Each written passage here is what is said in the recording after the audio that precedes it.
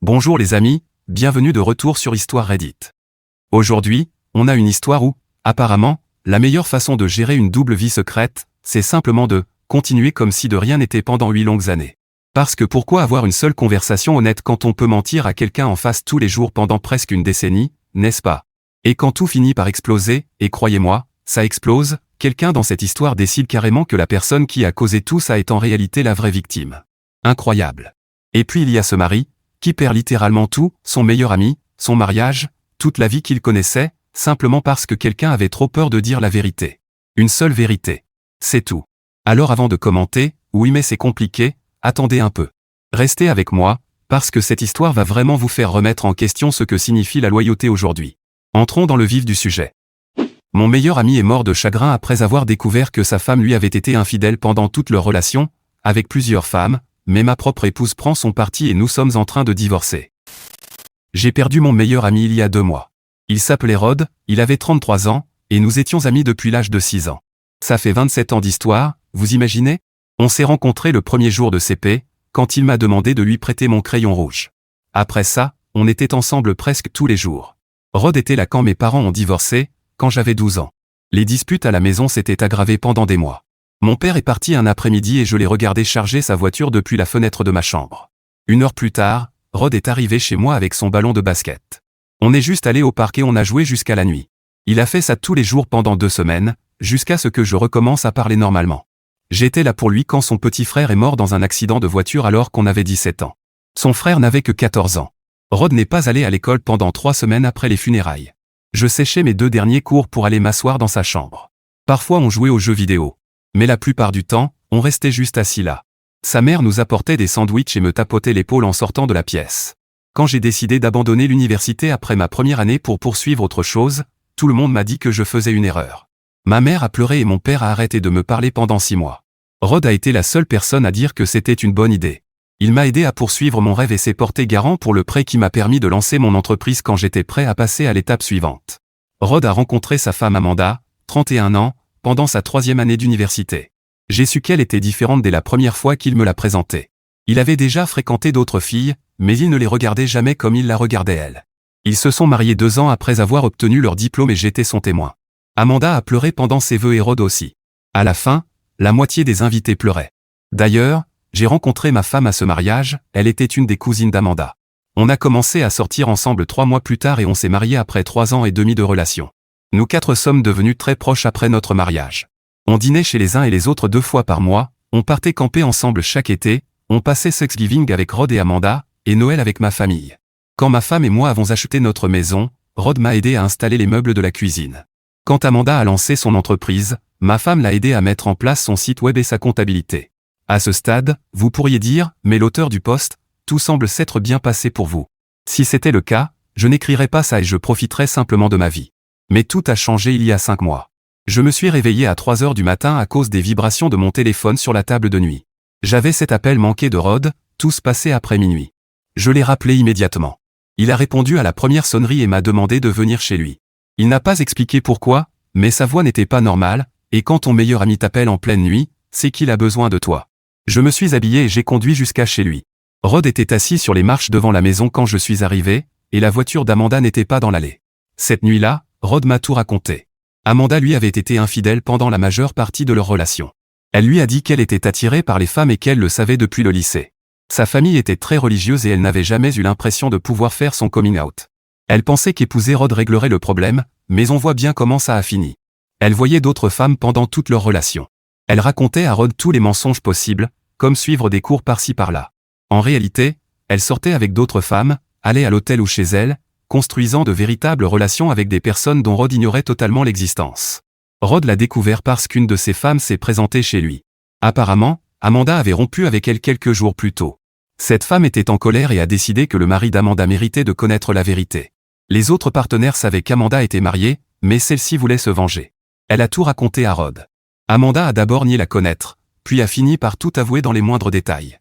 Rod était détruit, mais il n'a pas pleuré en me racontant ça. Il fixait simplement la rue avec une voix vide. Quand il a terminé, je lui ai demandé ce dont il avait besoin. Comme on l'avait toujours fait l'un pour l'autre, on est resté assis sur ces marches jusqu'au lever du soleil. Je ne savais pas où était sa femme, mais j'avais peur de poser la question, alors je ne l'ai pas fait. Après ça, Amanda a essayé de s'excuser. Je pense qu'elle a réalisé son erreur, que si Rod mettait fin au mariage, ses parents finiraient par l'apprendre.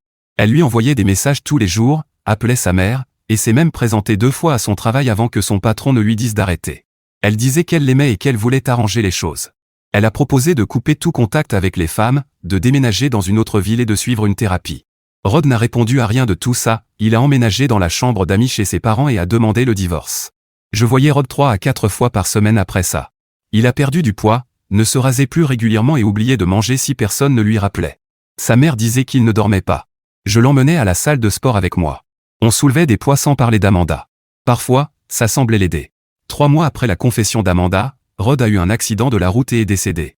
Il était sorti marcher à 23 heures, ce qui n'était pas inhabituel pour lui à ce moment-là quand il n'arrivait pas à dormir. Le conducteur a grillé un feu rouge à grande vitesse avec de l'alcool dans le sang. Rod a été emmené à l'hôpital mais est mort sur la table d'opération pendant qu'on tentait de le sauver. La mère de Rod est venue chez moi à 2 heures du matin pour me l'annoncer. Ma femme a ouvert la porte. Je l'ai entendu lui parler, mais je ne comprenais pas vraiment ce qu'elle disait.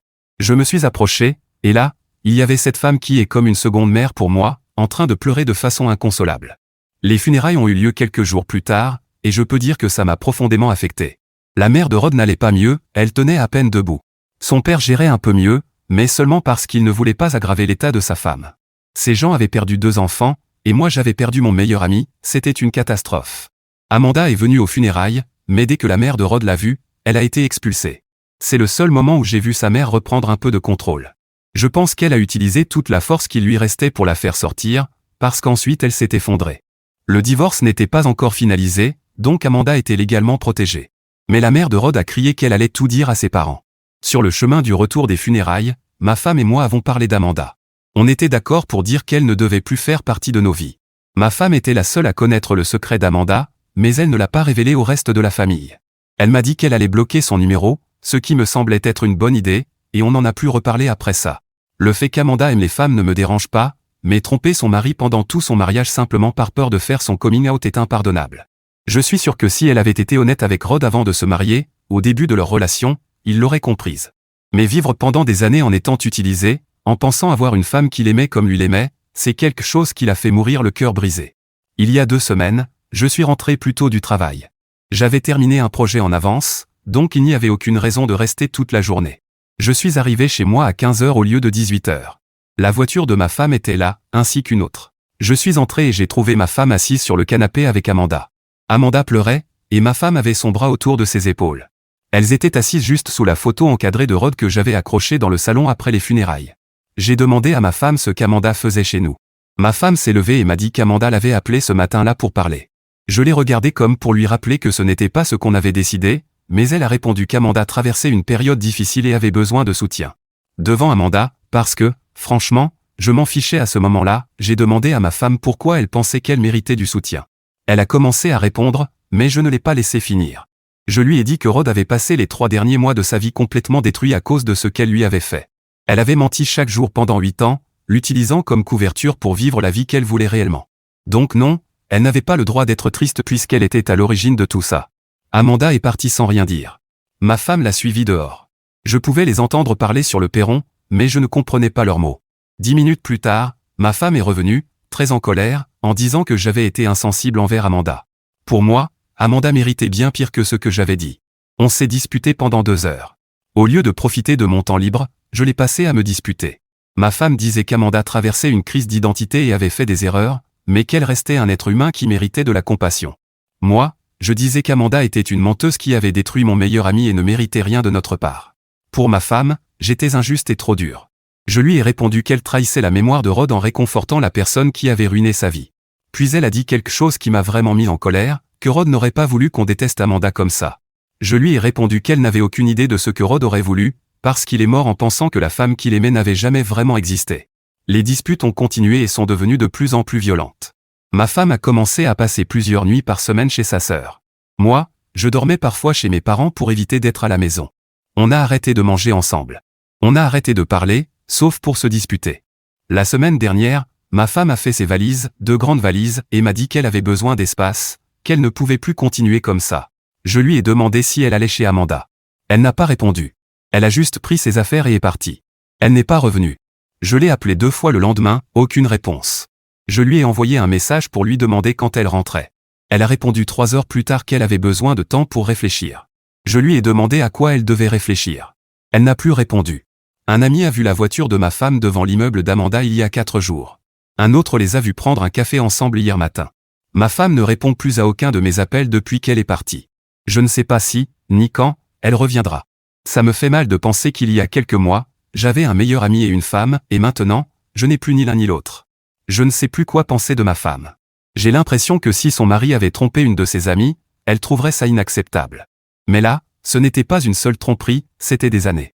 Amanda est une personne égoïste qui n'a pensé qu'à elle. Au lieu d'affronter sa famille, elle a préféré gâcher la vie de Rod. Combien de temps encore cette tromperie aurait-elle duré? Jusqu'à la mort de ses parents? Eh bien, pour ceux qui pensent qu'il y a quelque chose entre ma femme et Amanda, qu'elles seraient en couple, je crois l'avoir déjà dit, mais elles sont cousines. Et si c'est déjà mal vu qu'Amanda soit lesbienne, ce serait encore pire pour la famille si ma femme l'était aussi et qu'elles étaient ensemble. Eddie 2, les parents d'Amanda n'étaient pas présents aux funérailles de Rod. Je ne sais pas s'ils sont au courant de la situation. Je n'ai pas vraiment de relation avec eux. Et avec mes beaux-parents, ce n'est pas beaucoup mieux non plus, pas parce que je ne le veux pas, mais parce que ma femme a des différends avec eux. D'accord, pause. Juste, pause une seconde. La femme de l'auteur vit littéralement chez Amanda. La femme qui a détruit la vie du meilleur ami de son mari. Et elle n'a répondu à aucun de ses appels. Pas un seul. Et Someo, c'est lui qui est censé être le méchant parce qu'il dit des vérités dérangeantes à voix haute? C'est exactement le moment où tout le monde veut dire, oui mais les relations sont compliquées, d'accord, peut-être, mais il y a une différence entre compliquer et choisir la personne qui a causé la souffrance plutôt que celle qui la vit. Ça, ce n'est pas compliqué. C'est un choix. Un choix très clair. Et le fait qu'il soit assis seul dans cette maison, sous la photo de Rod accrochée au mur, pendant que sa femme réconforte Amanda, rien que cette image devrait vous mettre profondément mal à l'aise. Quand quelqu'un choisit constamment le confort des autres plutôt que le vôtre, surtout dans votre douleur, ce n'est pas un simple conflit de personnalité. C'est une démonstration claire de la place que vous occupez réellement dans sa vie. Et la vérité la plus dure, c'est celle-ci, parfois, la personne qui dort à côté de vous est l'endroit le plus solitaire qui soit. Faites attention à ceux qui sont là pour vous quand vous êtes brisé. Pas à ceux qui sont là pour tout le monde sauf vous. Voyons ce qui se passe ensuite dans l'histoire. Mise à jour 1. Ma femme a finalement appelé. Elle ne m'a pas demandé comment j'allais et ne s'est pas excusée d'avoir ignoré mes messages. Elle a simplement dit qu'elle voulait parler et que je devais écouter. Puis elle a posé ses conditions pour revenir à la maison, que je demande pardon à Amanda et que ce soit sincère. Je lui ai demandé si elle était sérieuse, elle l'était totalement. Pour ma femme, ce que j'avais dit à Amanda était impardonnable et cruel, et tant que je n'aurais pas réparé ça, il n'y avait rien à discuter entre nous. Je lui ai demandé si elle comprenait ce qu'Amanda avait fait à Rod. Elle a répondu qu'elle le comprenait parfaitement, mais que cela ne me donnait pas le droit d'être agressif. Je lui ai raccroché au nez. 1 heure plus tard, elle m'a envoyé un message disant que si j'avais besoin de quoi que ce soit, je pouvais passer par sa sœur pour communiquer. Je n'ai pas répondu, ça fait maintenant 3 semaines. Ma femme ne m'a pas recontacté depuis. Sa sœur est venue à la maison la semaine dernière pour récupérer quelques vêtements et effets personnels de ma femme. Comme c'était la seule personne capable de me dire ce qui se passait, je lui ai posé quelques questions. La plupart de ses réponses étaient évasives, comme si j'étais l'ennemi et que ma femme était la victime de mes crimes. Puis j'ai dû lui demander si elle savait vraiment ce qui se passait. Ma belle-sœur m'a répondu quelque chose du genre que j'étais méchant avec une pauvre veuve. C'est là que j'en ai eu assez et que je lui ai tout raconté. J'ai vu à son expression qu'elle était surprise, parce qu'elle n'a presque rien dit. Elle a fini de rassembler les affaires de ma femme et est partie. La mère de Rod m'a appelé la semaine dernière. Ma femme l'avait contacté quelques jours auparavant pour prendre de ses nouvelles et avait mentionné que nous avions des problèmes. Elle voulait être là pour moi parce qu'elle savait ce que je traversais, la perte de Rod, et maintenant ça. Mais pendant l'appel, ma femme a oublié de préciser que tout cela concernait Amanda. Après que je lui ai tout expliqué, elle m'a dit qu'elle attendrait que ma femme la rappelle pour lui dire certaines choses. Nous n'avons pas beaucoup parlé de Rod ou d'Amanda ensuite, nous avons essayé de parler d'autres sujets. Je suis allé sur la tombe de Rod hier. J'y suis resté 1 heure à essayer de comprendre ce que j'étais censé faire. Rod aurait su quoi faire. Ça aurait été bien de l'avoir ici maintenant. Mais Rod est mort, et moi je suis là, pendant que ma femme vit avec la femme qui a détruit sa vie. J'ai consulté un avocat. Si ma femme et moi décidions de divorcer, la procédure prendrait au moins 6 mois dans cet état. Ce serait plus rapide si nous nous mettions d'accord sur le partage des biens au lieu de passer par une médiation. Je n'ai pas dit à ma femme que j'avais vu un avocat, et je ne sais pas si elle en a consulté un. J'analyse simplement mes options, même si je pense que la décision est déjà prise. Il reste juste à voir qui fera le premier pas. Eddie, Amanda n'a pas récupéré grand-chose des affaires de Rod après sa mort. Il avait modifié son testament pour laisser ses biens personnels à ses parents. La maison ne leur appartenait pas, et il est possible qu'elle ait gardé les comptes communs et peu d'autres choses, puisqu'ils étaient encore mariés et que c'était des biens communs. Désolé, je n'ai pas plus de détails. Mise à jour 2. Mon ex-femme a demandé le divorce il y a 3 mois. Son avocat a envoyé les papiers chez moi. Elle a invoqué des différends irréconciliables, ce qui me convenait. Nous avons des différends, mais ce ne sont pas vraiment les raisons profondes de notre séparation. Les documents indiquaient qu'elle voulait tout partager à 50-50e. Comme moi, elle voulait que le divorce se termine le plus rapidement possible. Il y avait une section sur la maison, une autre sur notre compte d'épargne, une autre sur les meubles et les biens personnels. J'ai fait examiner les documents par mon avocat le jour même, au cas où quelque chose ne me conviendrait pas. Mais quand il m'a confirmé que tout était normal, j'ai signé immédiatement. J'ai remis les documents dans l'enveloppe et je les ai déposés au cabinet de son avocat. Je n'ai même pas attendu le lendemain, je l'ai fait en sortant du bureau de mon avocat. On aurait pu négocier, perdre du temps sur chaque détail, mais je voulais en finir, et 50% me semblait juste. Le divorce a été finalisé il y a 3 semaines. Voilà ce qui se passe quand 2 personnes sont d'accord pour dire que la meilleure solution est de divorcer. Nous partagerons le produit de la vente de la maison à parts égales quand elle sera vendue. Les économies et le reste ont déjà été divisés. Elle a pris sa voiture et ses affaires personnelles, j'ai gardé mon camion et le reste. Tout a pris un peu plus de 2 mois entre le dépôt de la demande et la signature du jugement par le juge. Je n'ai pas parlé directement à mon ex-femme depuis le jour où elle est partie. Nous communiquons uniquement par avocat. Elle n'est même pas venue récupérer ses affaires. Sa sœur et une amie sont venues un après-midi pendant que je travaillais et ont tout emballé. Maintenant, je dois trouver un logement pour moi et déménager afin que la maison puisse être remise au futur acheteur. Il n'y en a pas encore, mais je ne veux pas attendre trop longtemps. Mon ex-femme vit désormais en permanence avec Amanda. Je le sais parce que leur propriétaire était au lycée avec moi. La photo de Rod est toujours accrochée au mur, et elle partira avec moi quand ce sera mon tour de partir. Je vois les parents de Rod au moins une fois par semaine pour dîner. Ils vont beaucoup mieux, si on compare à leur point de départ, qui était l'enterrement de leur fils. Ils suivaient déjà une thérapie depuis la mort de leur premier enfant, donc ils ont un système de soutien. Ce n'est pas plus facile d'avoir déjà vécu ça, mais je pense qu'ils gèrent bien. Ils m'encouragent aussi à suivre une thérapie, et je vais le faire. Maintenant, pour répondre à ce que beaucoup m'ont demandé. Désolé de ne pas avoir donné plus de nouvelles avant. Quand j'ai perdu à la fois un ami et mon mariage, mes priorités étaient ailleurs. Maintenant que ça va mieux, j'ai pu discuter avec la mère de Rod, et j'ai quelques nouvelles. Toute la famille d'Amanda et celle de mon ex-femme savent désormais ce qui s'est réellement passé. La dernière fois, j'avais tout raconté à la sœur d'Amanda, mais elle n'avait visiblement rien dit après avoir parlé avec elle. Je le sais parce qu'il y a environ 1 mois et demi, en discutant avec la mère de Rod, elle m'a dit qu'elle avait complètement oublié et qu'elle allait appeler. Une semaine plus tard, quand nous nous sommes revus pour dîner, elle m'a raconté ce qui s'était passé. Les parents d'Amanda ne savaient rien. Ils savaient seulement qu'Amanda et Rod traversaient une crise conjugale, mais espéraient qu'ils allaient arranger les choses. Ils avaient même proposé à Amanda de parler avec quelqu'un de l'église qui aide dans ce genre de situation. Après la mort de Rod, Amanda leur a dit de ne pas venir aux funérailles, prétextant que les relations avec les parents de son mari étaient tendues. Selon sa version, les parents de Rod ne voulaient pas la voir parce qu'ils la tenaient responsable de l'accident. Ce qui est partiellement vrai, mais pas pour les raisons qu'elle leur a données. Dire qu'ils étaient en colère est un euphémisme. Mais le plus surprenant, c'est qu'ils n'étaient pas en colère contre elle parce qu'elle était lesbienne. Oui, moi aussi ça m'a surpris. Je vais en parler dans un instant, parce que j'ai aussi eu une conversation avec mes beaux-parents. La colère des parents de Rod était liée au fait qu'elle l'avait trompé pendant des années. L'impression que la mère de Rod a retirée de leur échange, c'est que leur colère venait de là, et il était clair que la sœur d'Amanda n'avait rien dit. C'était tout ce que nous savions du côté des parents d'Amanda, jusqu'à ce que mes beaux-parents m'appellent. Ils ont découvert ce qui se passait avec Amanda, mais aussi ce qui se passait avec moi. C'est grâce à la mère de Rod, qui a tout raconté aux parents d'Amanda. Mon ex-femme leur avait dit que je faisais partie du groupe qui détestait Amanda pour ce qui s'était passé avec Rod, mais sans connaître toute la vérité. Ces personnes, que mon ex-femme avait toujours décrites comme des « méchants », étaient en réalité parmi les gens les plus gentils qu'on puisse imaginer. Ils étaient choqués par Amanda, par leur propre fille, et par toute la situation. Ils m'ont promis qu'ils allaient lui parler, et je pensais que ça s'arrêterait là, mais ils m'ont rappelé. En résumé, ils ont renié mon ex-femme. Je ne sais pas exactement ce qui s'est dit pendant cette conversation, mais ils se sont excusés auprès de moi et m'ont invité à dîner. Quelqu'un a dû leur dire que j'avais perdu du poids, parce qu'entre les parents de Rod et mes beaux-parents, j'ai l'impression qu'ils essaient de me faire reprendre des kilos. En tout cas, la mère de Rod cuisine tout ce que j'aime, ce qui n'est pas vraiment léger. J'ai aussi accepté l'invitation de mes beaux-parents, ou plutôt ex-beaux-parents, même si ça me fait étrange de les appeler comme ça, et c'est curieux de voir à quel point je m'entends bien avec eux maintenant que mon mariage est terminé. Ça en dit long. Enfin, ce qui me fait encore plus détester Amanda, c'est ce qu'elle a raconté à Rod. Elle lui disait que ses parents la rejetteraient si elle faisait son coming out. Pourtant, ce n'est pas du tout l'impression que ses parents ont donnée, ni celle que mes beaux-parents m'ont donnée non plus. Peut-être qu'Amanda le pensait vraiment, étant donné leur côté religieux, mais ça ne rend pas les choses moins graves. Elle a détruit la vie de Rod simplement à cause d'une supposition. L'autre possibilité, c'est qu'elle lui ait menti.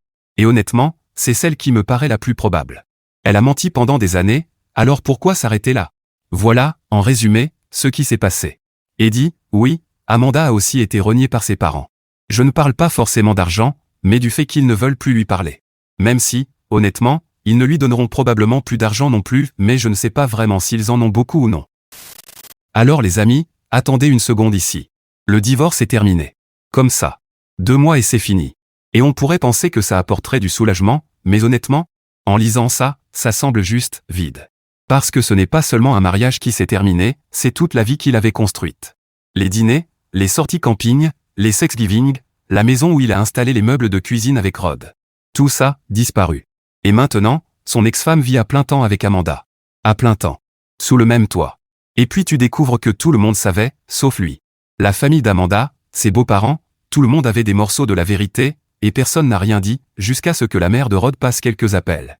Et ses beaux-parents, les personnes que sa propre femme décrivait comme « difficiles », se révèlent être les gens les plus respectables de toute cette histoire. Cette vérité dérangeante, à elle seule, en dit long sur la façon dont sa femme façonnait sa réalité depuis des années. Réfléchissez à ça. Faites très attention à ne pas laisser une seule personne vous raconter qui sont les autres. Sa femme avait discrètement dépeint ses propres parents comme compliqués, Amanda comme une victime, et elle lui comme le méchant, et il avait tout accepté sans poser de questions, parce qu'il lui faisait confiance. Voilà à quoi ressemble la manipulation sur le long terme. Ça ne vient pas en faisant du bruit. Ça arrive lentement, déguisé en simple point de vue. Essayez toujours de vous faire votre propre opinion sur les gens. Et ça, tout perdre d'un coup, c'est dévastateur, mais parfois, ce que vous perdez révèle ce qui n'a jamais été vraiment solide dès le départ. Maintenant, revenons à l'histoire. Mise à jour 3. J'ai vu mon ex-femme la semaine dernière. J'étais en train de faire le plein à une station-service sur l'autoroute quand elle s'est arrêtée à la pompe en face de moi. Elle ne m'a pas vu tout de suite. Elle est sortie de sa voiture et a commencé à faire le plein. Puis elle a levé les yeux, et nos regards se sont croisés. Elle avait changé. Ses cheveux étaient plus courts. Elle portait des vêtements que je ne lui avais jamais vus. Elle m'a regardé quelques secondes, puis a détourné les yeux pour se concentrer sur la pompe. J'ai fini de faire le plein et je suis allé payer. Quand je suis ressorti, sa voiture avait disparu. Je repense à ce moment tous les jours depuis. Je sais qu'avec cette description, certains vont encore alimenter la théorie selon laquelle elle serait devenue lesbienne, ou l'était déjà, et qu'elle est avec Amanda.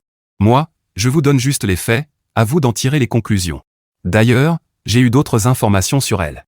J'ai dîné avec mes beaux-parents, que je refuse d'appeler « ex ». Tout s'est bien passé, mais on n'a pas beaucoup parlé de leur fille ni d'Amanda. J'aurais aimé avoir cette relation avec eux avant, quand j'étais encore marié.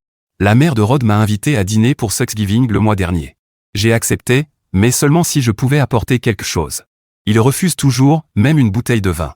Elle a fini par accepter parce que j'ai insisté, sauf que j'ai paniqué, parce que je ne savais pas cuisiner quelque chose pour Thanksgiving. Au final, j'ai acheté une tarte aux noix de pécan dans une station-service. Elle avait un goût bizarre.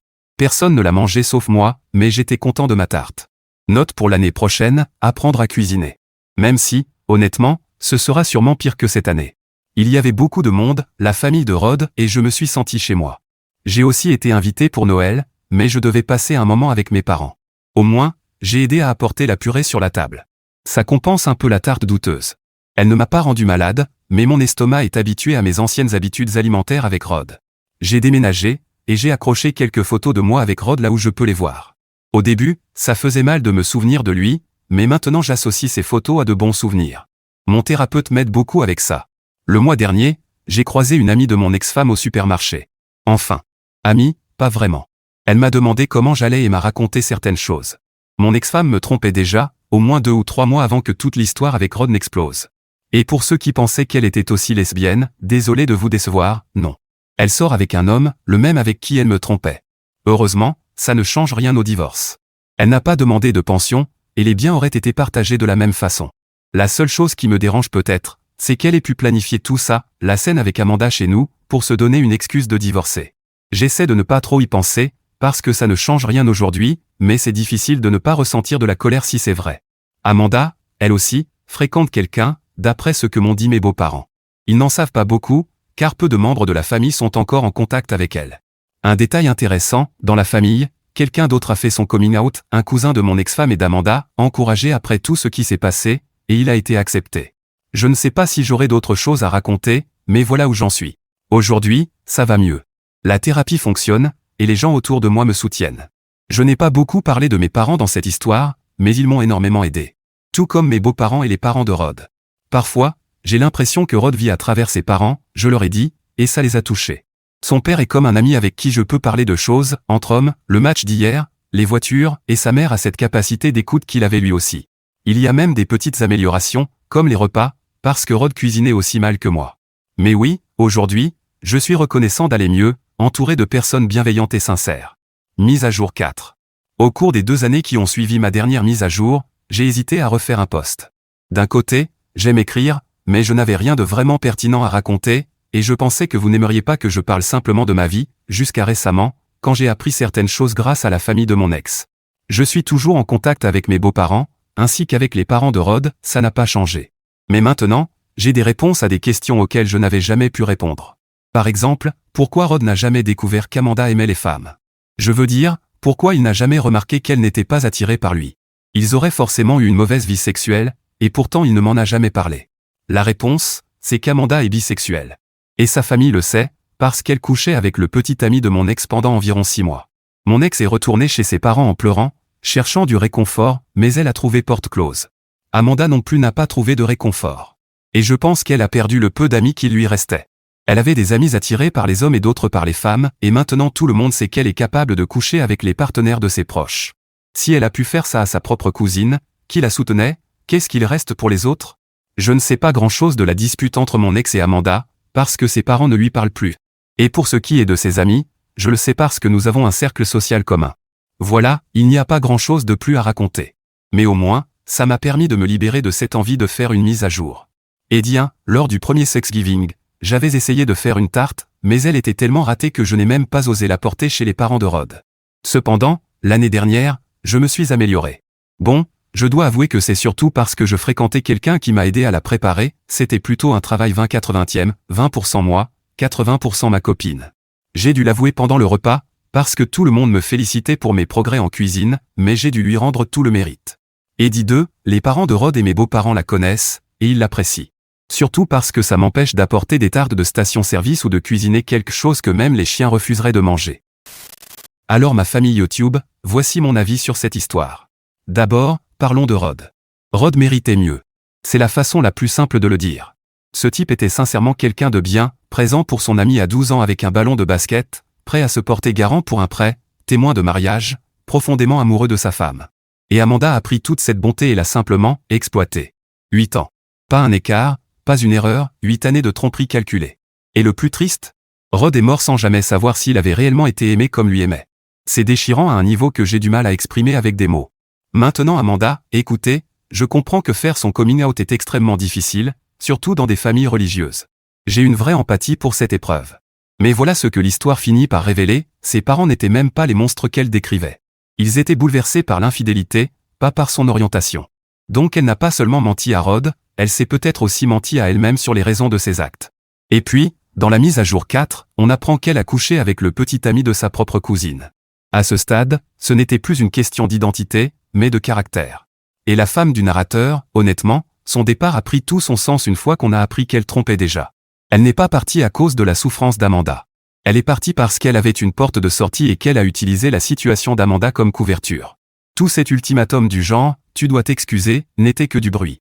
Mais l'auteur du post, lui, il est ressorti de tout ça avec quelque chose de réel. Les parents de Rod, ses beaux-parents, la thérapie, une nouvelle compagne, une tarte ratée qui s'est améliorée avec le temps. Cette reconstruction lente est, honnêtement, la partie la plus humaine de toute cette histoire. Les leçons à tirer de tout ça, la peur n'est pas une excuse pour détruire la vie de quelqu'un d'autre.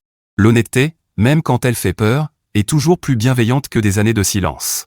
La loyauté se révèle dans les petits moments, un ballon de basket à la porte, rester assis dans une pièce sombre sans rien dire.